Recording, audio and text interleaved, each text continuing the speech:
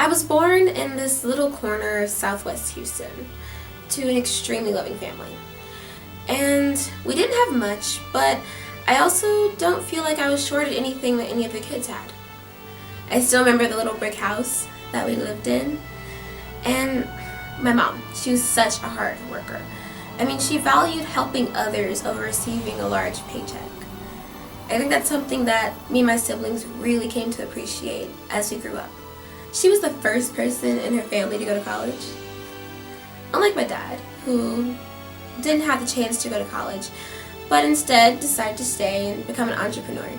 He ran a barbershop not too far from where we lived, and when I say he cut the hair of every man in the neighborhood, from politicians to sanitation workers to paper boys. I mean, people from all walks of life came into his shop. I remember one time I told him, "Dad, you have got to be a great man because everybody in the neighborhood knows your name." And I remember it so clearly because he stopped what he was doing, looked me square in my eyes, and told me, "A man's greatness is not measured by how many people know his name, but by the good deeds that he does, how hard he works, and the lasting effects that he has on his community." It was a hard decision at first for me to leave Texas, my home. But I was offered a scholarship at the University of California, which was an offer I could not refuse.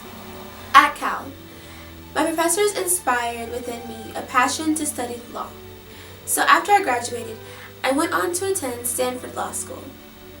This was the best decision I ever made because it solidified my love for law and politics, and I also went on to meet the woman who would become my wife.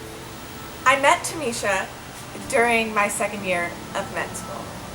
We were both at Stanford. Tomisha was studying law, and I was studying to become an OBGYN. I remember the day really clearly, walking out of an afternoon class and seeing Tomisha talking with some of her classmates about a case study for one of her philosophical law classes. And she was talking in such a uniquely passionate way that I was captured by her energy and her dedication to the issue that she was talking about. I remember in that moment thinking, there's someone that I could see myself with for the rest of my life. Turns out, that's the case. People always say, you and your wife are so different. But love isn't based on a color or gender. Americans believe in inclusion. Tucker and I have a unique love.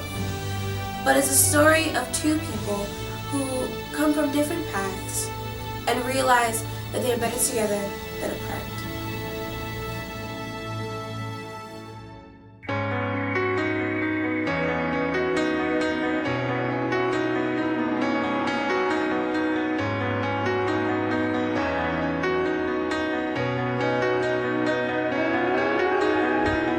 Tomisha makes those around her great.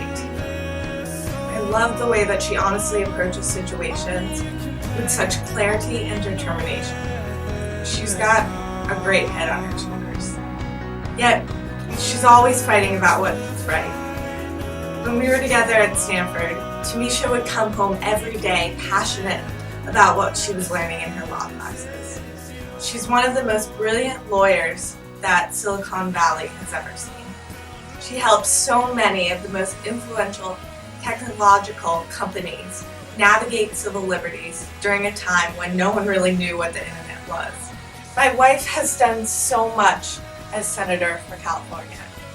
Tomisha has worked tirelessly to introduce and enact legislation to fix our environment, improve the lives of immigrants, and ensure that healthcare is available for everyone.